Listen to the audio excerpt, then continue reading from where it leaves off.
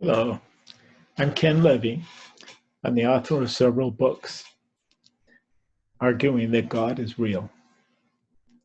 And I've condensed the argument in those books into three small, bite-sized presentations, each of them focusing on a different aspect of the topic.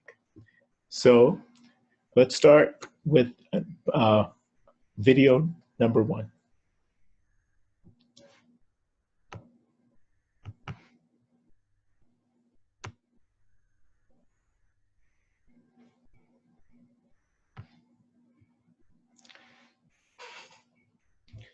The name of the series is Mind of God, and this is part one in the series, in the three-part series.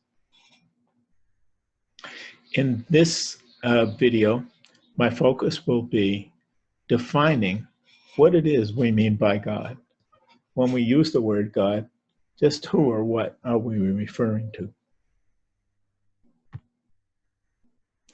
It all started with a book called Does God Exist?, which presents a debate between a theist and an atheist. And in reading over this book several times, I found the argument from the atheist by the name of Kai Nielsen, a professor of philosophy. I found his argument to be the most compelling, because what Nielsen says is it's impossible to prove that God exists. You can't do it. And why is it impossible? Nielsen says it's impossible to prove God exists because when we use the word God, we don't know who or what we're talking about. We really have no idea just who or what God is, even though we use the term all the time. And Nielsen says you can't prove something exists if you don't know what that something is in the first place. For example, if you said to me, like, what do you mean by the word Joe? What do you mean when you say Joe? I can go find Joe, I can point him out and say, that's what I mean. That's what I mean by Joe. I have a referent for the word Joe. But if you were to ask me, what do I mean by the word God? There is no referent. There's nothing and no one I can point to. And partially that's because our mainstream religions, Judaism, Christianity, Islam, maintain that God is invisible. He can't be seen. You can't see him, you can't hear him, you can't touch him. There's no one or nothing to point to. Not only that, God isn't like us. He's not material, he's not physical. He's spirit, like a ghost. Moreover, he's a spirit that doesn't even live here with the rest of us. He is, as they say, transcendent to the universe. He lives in another dimension entirely. He lives outside of our time and space. So no matter how hard we tried, logically it would be impossible to observe him.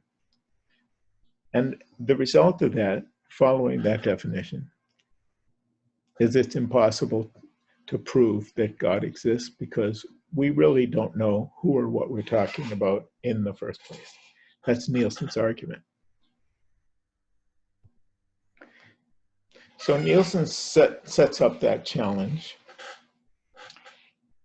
And my response to that challenge is two questions.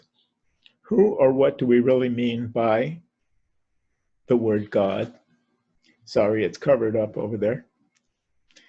And once we define what we mean by God, can we prove that such a being really exists?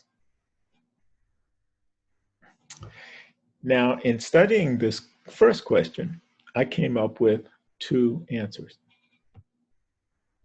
What we mean when we use the word God is a being who is both omnipotent and omniscient. He's a being that's all-powerful, and all-knowing. And I say this because when we talk about God, we're talking about, quote, a supreme being. We're talking about, quote, the Almighty, the ruler of the universe. Anything less than an omnipotent being would not be God. Now, you might have a very powerful being with special powers like Superman, but that wouldn't be God. You could have beings with special powers that live forever, and they would be demigods maybe, but they wouldn't be the one God. So when we use the word God, we're really saying the supreme being, the Almighty. And for that reason, God has to be omnipotent, otherwise he wouldn't be God. Now, if that's our definition for the word God, an omnipotent being, then does he also have to be a spirit? Does he also have to be ghost-like? Does he have to be invisible? Does he have to be transcendent to the universe in such a way that he's impossible to observe no matter what? No. It's not necessary that he be any of those things. It's not necessary that God be a spirit. It's not necessary that he be off somewhere in another dimension.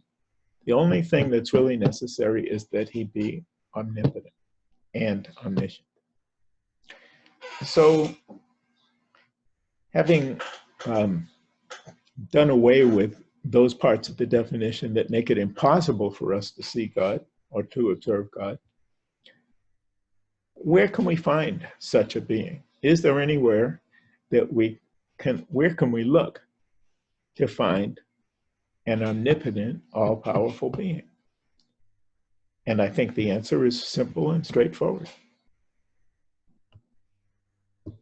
The universe.